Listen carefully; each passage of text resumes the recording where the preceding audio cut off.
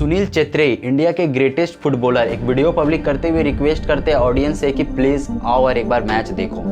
ये मैच पहले जैसा नहीं है, आपको डेफिनेटली डिसअपॉइंटेड नहीं मिलेगी।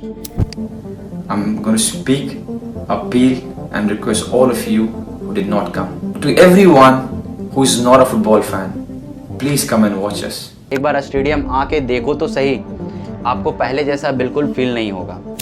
Agreed, the level is not the same, not even close. But with our desire and determination, we'll make sure, we'll try our best to make your time worth. आज के date पे Indian football team 150 पे rank करता है और Oval Asia के level पे सबसे डाउन पे है। आपको याद होगा आज से कुछ दिन पहले कतार में जो फीफा वर्ल्ड कप हुई थी उसमें अराउंड 1.3 मिलियन टिकट सेल्ड हुए थे दो फेजेस में। पहले फेज में जो टिकट सेल्ड हुई थी इसमें सबसे ज्यादा इंडियंस थे, 7,50,000 से भी ज्यादा लोग उस टाइम पे कतार में एक्चुअली में थे। AIFF all India football federation ने एक रिपोर्ट पब्लिक करी जिसका फंड का ऑलमोस्ट 65% अमाउंट इंडियन ऑडियंस पे कर रही होती है। जनवरी 2023 को YouGov एक्चुअली में एक सर्वे करती है जिसमें गोवा ने रिपोर्ट पब्लिक करी कि इसमें 160 मिलियन लोग सिर्फ इंडिया के फुटबॉल्स के फैन हैं।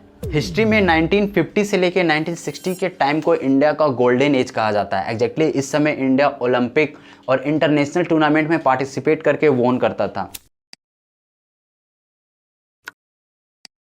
उस समय के प्लेयर के कारण इंडिया पूरे एशिया में डोमिनेट करता था। लेकिन आज के डेट पे ऐसे कौन से बड़े क्वेश्चन लिटरली राइज होते हैं जिसके कारण इंडिया में फुटबॉल की ग्रोथ देखने को नहीं मिल रही है। पब्लिक जितने क्रिकेट पे इंटरेस्टेड है उतने फुटबॉल का नाम भी नहीं है और टाइम टू टाइम इंडिया में फुटबॉल हमें डाउनफॉल की ओर देखने को मिल रहा है। तो इस वीडियो में हम लोग एक्चुअली समझने की कोशिश करते हैं कि आखिर ऐसे कौन से स्ट्रॉन्ग रीजन है जिसके कारण इंडिया में फुटबॉल पूरी तरीके से डाउनफॉल पे है। वीडियो शुरू करते हैं।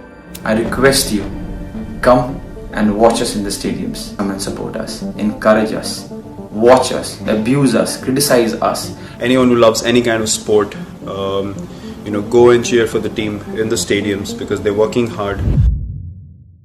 मेनली अगर स्पोर्ट के फील्ड में देखा जाए तो 4 ऐसे मेजर फैक्टर हैं जिसमें उसकी ग्रोथ डिसाइड हो जाती है। Government support, finance, media coverage और सबसे ज़्यादा इम्पोर्टेंट पब्लिक डिमांड।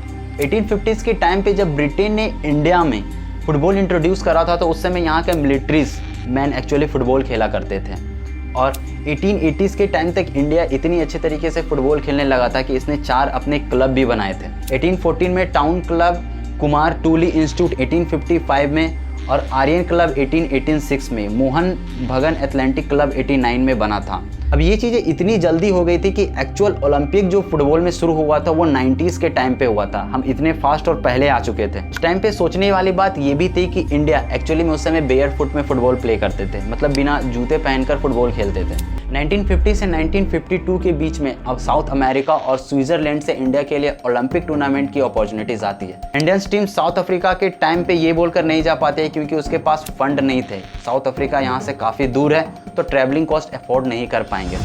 स्विट्जरलैंड के केस में तो पहले इन्विटेशन एक्सटेंड कर दी जाती है लेकिन उसके बाद एंट्री की डेट थी वहाँ से इंडियन टीम को रिटर्न कर दिया जाता है, ये कहते हुए यहाँ के एडमिनिस्ट्रेटर के अप्रोच सही नहीं था। 1980s के टाइम पे नेहरू कप भी इंट्रोड्यूस किया गया। इसमें एग्जैक्टली फॉरेन रिक्रूटर और टॉप नॉच टीम और प्लेयर्स आकर मैच एग्जैक्टली प्ले करेंगे। I league and supreme premier league भी इंट्रोड्यूस किया गया जिससे कि नए टाइप के प्लेयर को अपॉर्चुनिटी मिलेगी, पर इससे भी कोई काफ़ी ज़्यादा फायदा एक्चुअली देखने को नहीं मिला। अब जब बात गवर्नमेंट के फंड में आई तो पिछले लास्ट टाइम का डेटा रिलीज हुआ जिसकी पिछले 4 साल से गवर्नमेंट ने तो अपनी 85% फंडिंग एग्जैक्टली कम कर दी है। इससे ज़्यादा फंडिंग तो एक्चुअली में हॉकी, बैडमिंटन, वेट लिफ्टिंग जैसे मैचेस में मिल रहा है। मैं आपको एक ग्राफ दिखाना चाहता हूँ जिसमें एग्जैक्टली आप देख सकते हैं कि गवर्नमेंट कैसे टाइम टू टाइम अपनी फंडिंग एग्जैक्टली फुटबॉल्स में कम करती जा रही है। AIFF all India football federation के सेक्रेटरी कौशल दास जो 2010 के सेक्रेटरी रहे थे, उनने गवर्नमेंट से अपील भी करी थी इस मामले में कि एक्चुअली जो बेसिक फंड है 20 करोड़ उससे एटलीस्ट अमाउंट बढ़ा के दिया जाए और इवन